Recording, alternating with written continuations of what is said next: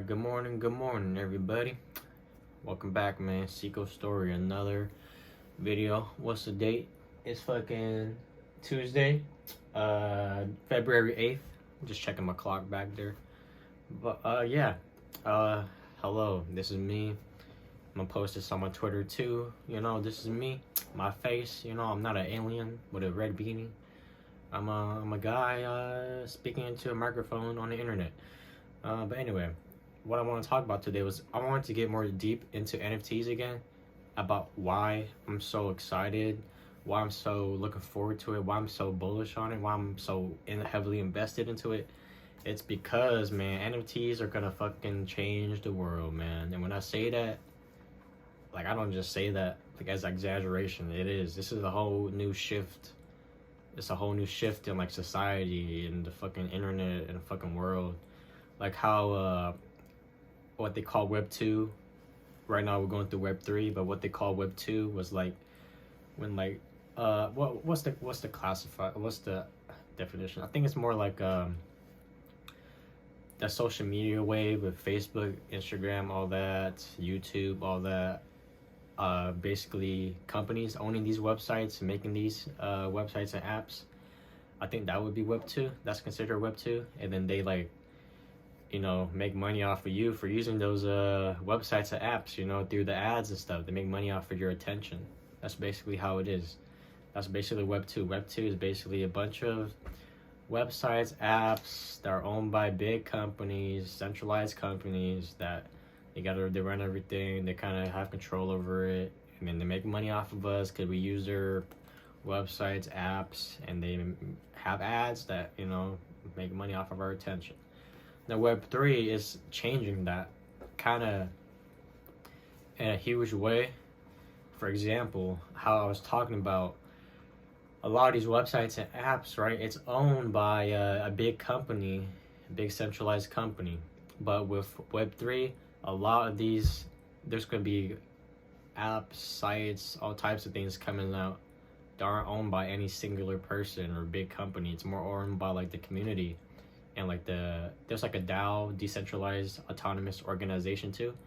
I gotta learn more and get deeper into that. I'm still not very familiar with what that means exactly, but I know that the concept is that it's kind of like comparing it to like a company.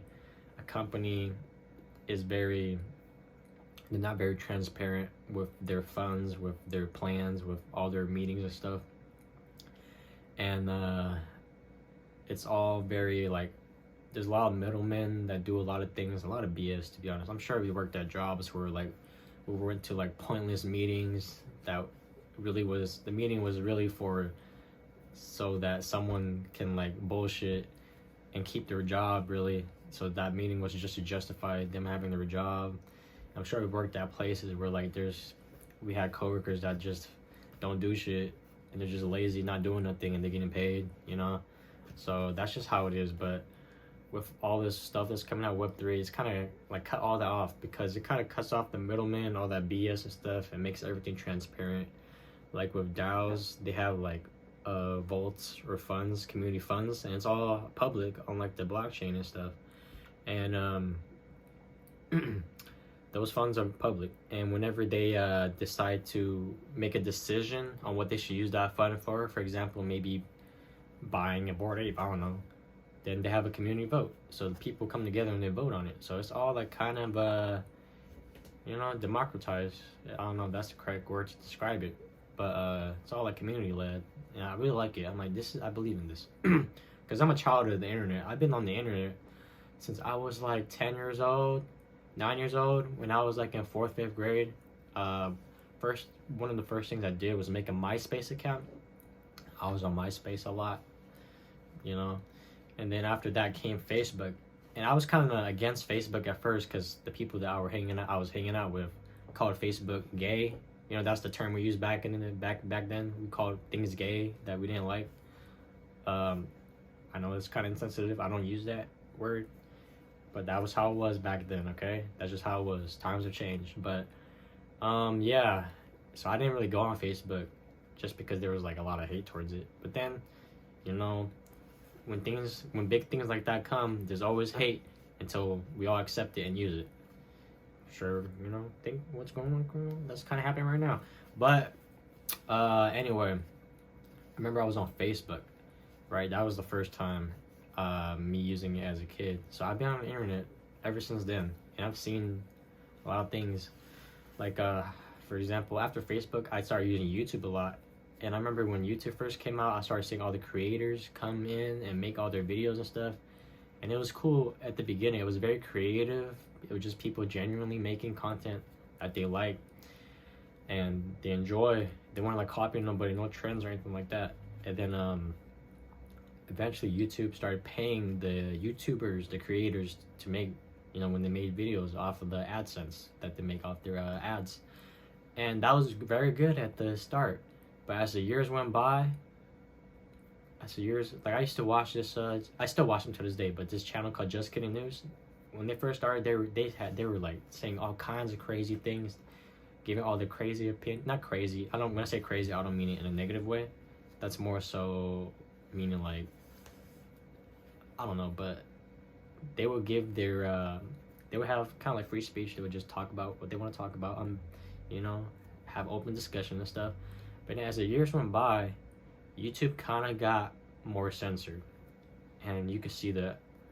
You can see that today. It got more censored. Now, you can't say as many things as you want. You can't speak about certain topics. You know, sad. You know, I mean, you can, but the repercussion is that you can potentially get your channel deleted if you say certain things. Don't follow the rules, YouTube rules. Or you can get your channel demonetized, meaning you won't make money off of ads no more. So I've seen that, and I'm like, that's sad, man. Especially the people that I watch and support, seeing them struggle after all that. I'm like, that's sad, man. But yeah, I remember seeing that, and I'm like, this is fucked up, you know. But we have no choice. We have to use YouTube. That's the only big platform, right? So that's just an example of how the internet is. But that's why when I found about Web3, it blew my mind. I'm like, this is what we've been waiting for. Finally, like decentralized. We're gonna have all types of things. Like, I remember, like for example, the YouTube thing, right? Imagine there's a platform that comes out that is decentralized, and it's a video sharing platform, and you can make stuff and post it and not be in trouble. You don't have to follow these rules and stuff, you know.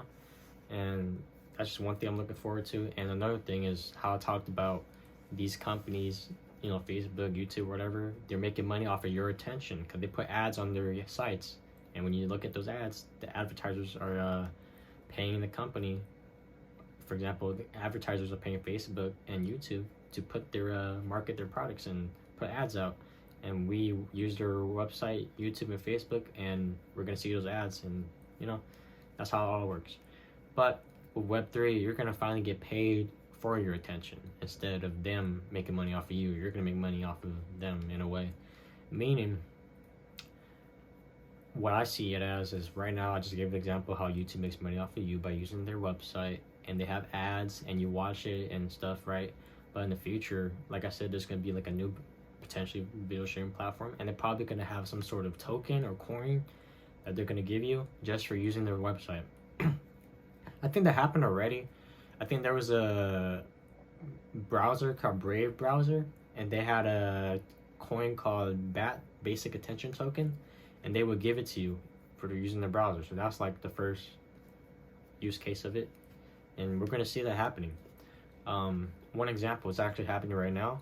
For NFTs, there's the main marketplace everybody uses is called OpenSea. OpenSea is kind of like a Web2 approach. It's a centralized company. They created it, and you know, you use it and you gotta pay they have like a 2.5% fee on every trade and stuff, you know. But there's a new NFT marketplace that just launched less than a month ago. It's still pretty new. It's called LooksRare. What they're doing is super interesting. I'm really excited for what they got going on. Basically, it's the same thing as OpenSea, right? But there's a little bit of a difference. One difference is they also have a trading fee on all the trades that go on their website, but their trading fee is 2%. OpenSea is 2.5%. So you save a little bit of money, 0.5%. Might not seem like a lot, but some of these trades are huge. Like Bored Apes are going for like 100K, you know? That 0.5% is gonna save you a couple thousand right there just for using LooksRare instead of OpenSea, right? But that's one thing. But the cool thing about LooksRare is they actually have their own token, their own coin called Looks, and they give it to you. Every time you buy, sell, do any type of trade on their website, you earn Looks, right? And what's so cool is you can take your Looks and stake it, okay? I don't know if you know what staking is, but that's a whole nother topic. But you can stake their Looks, and when you stake your Looks, of course, you're earning you're getting the APR, the high APR that's going on right now. Your Looks is compounding, and you're getting more Looks. That's really cool. But the thing that I'm excited for is the fact that there's also another thing they added. If you stake your Looks, you get a piece of that 2% fee. Remember that fee I was talking about? Every single trade that's going on LooksRare, all the NFT trades that are going on that you pay that 2% fee for, that 2% fee, 100% of that is getting redistributed to all the stakers of the Looks token. All right? So you stake the token, and as the website grows and grows and does better, and the team continually improves it, that's going to bring more users in, and that's going to cause more people to trade and trade and trade, and you're gonna get a cut of that 2% trading fee that's happening all the time. All right? And if they continue to become successful and actually grow and become a main marketplace, like a big marketplace, you're gonna make some good money. Okay? So the way I think about it is, you're kind of an investor into this website. You put some money in, got their token, and you're gonna stake it, right? In the hopes that the website does better. And as the website does better, you're gonna get your return off of it too. You know, that's one thing that's so cool about Web3. Because back in the day, if let's say a couple years ago, if LooksRare were to launch, and you wanted to be an investor, well, you would have to have connections and to the people that made a connection. You have to know people that know people in order to be an angel investor in that website, right? It's kind of exclusive. But the whole Web3 thing is, we all can be angel investors now in these quote unquote, they're basically startups. You know, LooksRare is a startup company, really. And I put some money in, and I'm staking it myself. And I'm basically invested into this company, and I hope that they do well. All right? And if they do well, then my return on my investment will be very good. But if they don't do well, then I'll lose money. All right? That's the risk. I'm not saying that LooksRare is going to be successful or not, but I hope they are. I've been keeping up with them, and I hope they are. So that's not financial advice. That's just my personal thing. I put a little money in there, and I hope it does well. That's it. I'm not saying it will or that it won't, but I hope it does. Well, that's all. We're just trying our best. But that's one thing that I'm so excited about Web 2 versus Web 3. The fact that that's even a possibility. You can earn money for using a website like LooksRare, and that's gonna keep happening. There's gonna be social. I bet you there's gonna be a social media platform that's gonna launch, a decentralized one, and they're gonna reward you for using it. And there's gonna be one like YouTube that's decentralized, and they're gonna reward you for using it. So that's one thing that I'm super excited for. But yeah, that's like more Web3 stuff. When it comes to NFTs, that's a whole nother talk. I'm so fucking excited for NFTs because it's like everything is gonna be NFT. Let me give you one example. I'm a gamer. Well, I don't really play games anymore like that, but I used to play games all the time when I was a kid.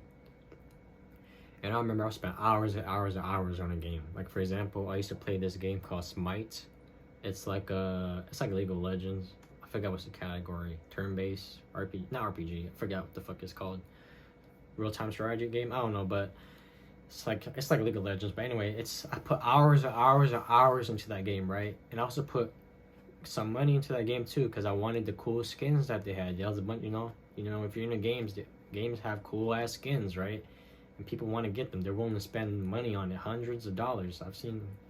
I have friends that play League of Legends, and they will like go to like the corner store, get that little karma coin, whatever the fuck it was. I forgot what it was, and they would use that to buy like skins in League of Legends, right? But the thing that sucks is that one day we're gonna get tired of League of Legends or Smite or whatever game you like, right? And all the hours you put in, all the money you put in to buy all those skins and stuff, you don't own it, right? You don't own it. You can't take that to another game. You can't show it off, right? It's just there, so it's kind of like you wasted your money. But with NFTs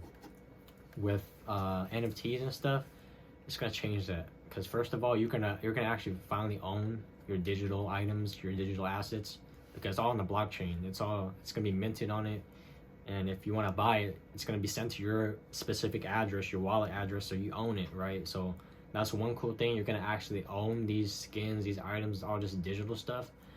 And another cool thing that's gonna happen is everything's gonna be interoperable. I think that's the word, and that means everything's gonna be connected. Right now, as it is, if you spend all your time on like League of Legends, or let's just give another example, Fortnite, right? Let's say you spend all your time on Fortnite buying all these skins and stuff. Well, let's say you also like Call of Duty. What's the one that's going on right now? Call of Duty, that arena type game, whatever. Call of Duty, whatever the fuck it is, but the one that's everybody playing right now. Well, you would switch to Call of Duty, right? All the cool skins you have in Fortnite, you can't bring into Call of Duty. It's all separate. It's not connected, right? And let's say you like NBA 2K. All the skins you have in Fortnite and all the cool stuff you have in Call of Duty, you can't bring it into NBA 2K. It's all separated, you know? It's all not connected. But with NFTs and all this stuff that's happening, everything's going to be connected. You're going to, all those skins and stuff you have on Fortnite, you're going to own it, and you can even sell it. And you could probably make a profit off of it, because you know how these games have these exclusive event skins and all this cool stuff. So let's say there's a Christmas 2022, they could drop a cool skin, then you play it, you get that skin, and then 3 years later, you're like, I think I'm done with the skin. And you could sell it for a profit, because everybody, 3 years later, it's gonna be 2025, and everybody's gonna be like, oh my god, that's the 2022 Christmas skin, I want that one. So you get what I'm saying? You're gonna make money like that. That's one cool thing.